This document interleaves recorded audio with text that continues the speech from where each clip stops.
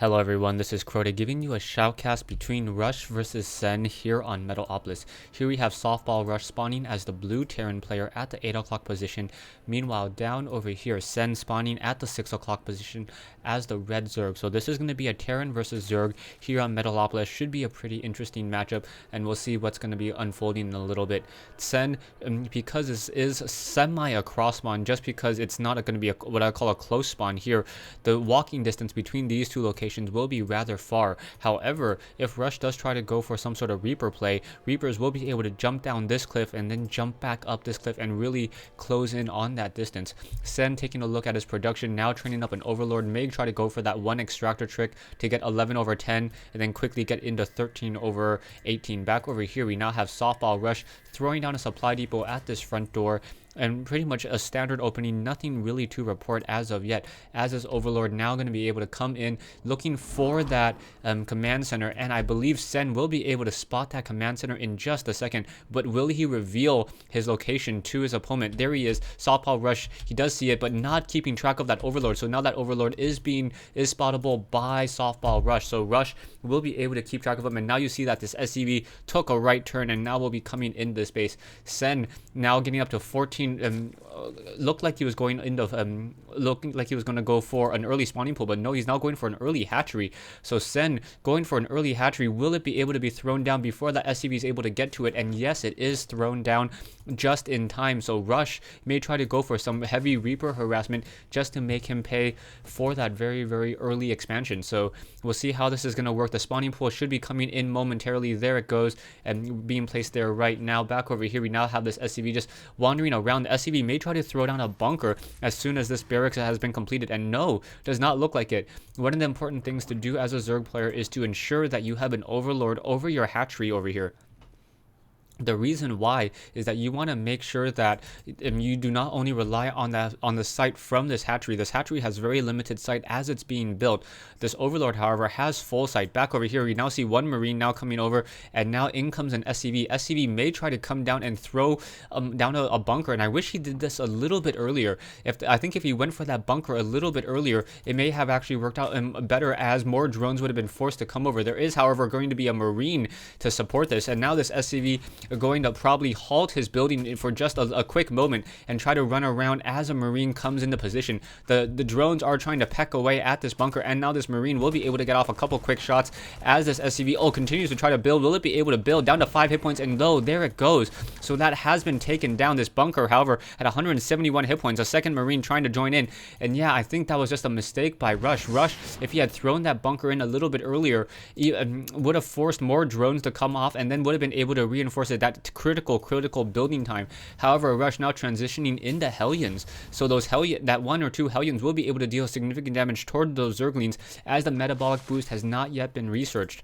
So without that metabolic boost, these Hellions will be able to deal a lot of damage. However, I do not see any Infernal Pre-Igniter research possible yet. It still needs about another 35 gas in order to do this, and this is all off of one refinery.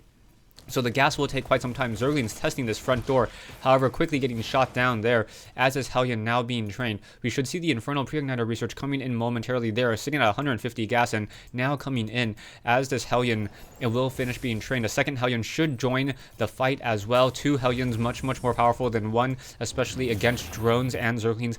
And once the Infernal Pre-Igniter research, as one round of attack from 2 Hellions are able to get off a lot of kills.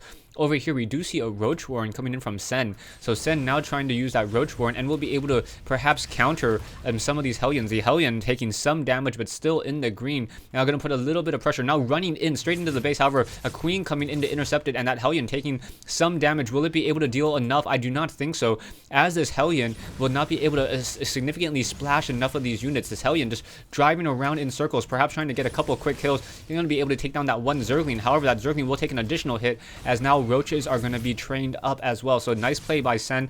Sen making sure to get that early Roach Warren, and now one Hellion back over here, perhaps going to try to hide around, trying to get away from these Queens. These Queens making a quick maneuver, and now as these Queens now are going to be able to peek through, he's going to try to come around to that north, and now the Queen, however, able to take it down. Back over here, we do have more Hellions being trained up, so 2 Hellions, and that Infernal Pre-Igniter research will be finished in just a moment. However, now we have Roaches guarding the low ground. Those Roaches on creep, moving at a movement speed of what, 2.92,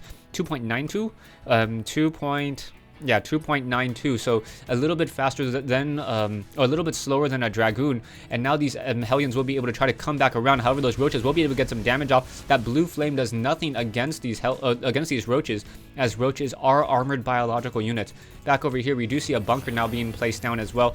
Siege tech research not yet being researched, as now we're going to go ahead and throw these Marines into that bunker, and now we see Rush trying to take this natural expansion. However, army-wise, things not looking, or things fairly even economy-wise. However, Sen taking a significant advantage right now, as he's now mining at 33 over 26 harvesters, SCVs being transferred over, and now you should see this number coming in from Softball Rush. Should be able to get a little bit more quickly, and should also be calling down mules. Needs to get a stronger economy going.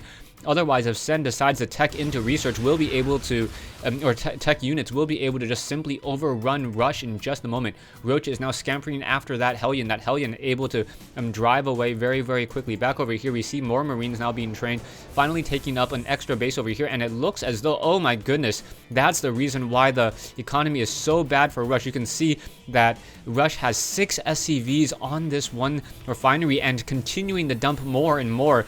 And Rush, that is going to be a critical mistake for Rush. Rush will not be able to recover from that, and that's the reason why it is a 940 versus a 1200 discrepancy. I believe that he finally catches his mistake. No, he has not caught that mistake yet. He is able to start mining from over here, using 3 mules to try to close that gap. However, now we have an Overlord drop coming into the base, and now Sen sending out 6 of these Overlords, 3 of them with Roaches. So those Roaches will be able to drop in and deal a significant amount of damage, and that army size is much, much larger. In comes some missile turrets, but wow, this drop is gonna catch him completely off guard, as these Roaches now dropping into position, also dropping a lot of creep as well. So these Roaches will be able to get that speed upgrade. This armory now gonna get taken down, and this is going to be GG. Too much damage being dealt. Marines and Marauders going to be coming over here. Siege tanks now going to start blasting away.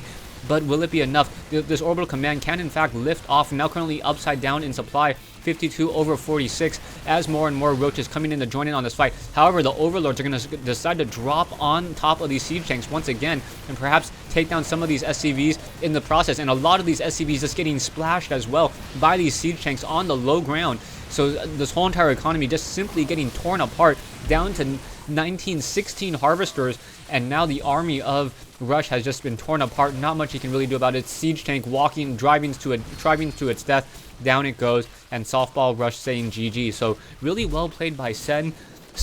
A lot of Zerg players normally go mutalist in the early portion of the game, but the timing on this was absolutely brilliant. One of the things that a lot of players fail to recognize is that you can research the movement upgrade at the layer, and then also the ventral sacks at your hatchery. That was the reason why he was able to execute that drop so perfectly and so early. Sen having the additional movement speed on the Overlords with a movement speed of 1.88, each of those with 4 Roaches dealing a very, very significant damage against an unfortified area. And also those Roaches had so many hit points that they were able to take a lot of splash damage from those siege tanks. I think those siege tanks ended up dealing more damage towards those SCVs than the Roaches were able to do. Thanks for watching. Thanks for listening. I hope you guys enjoyed this 1v1 replay between Sen and Rush here on Metalopolis.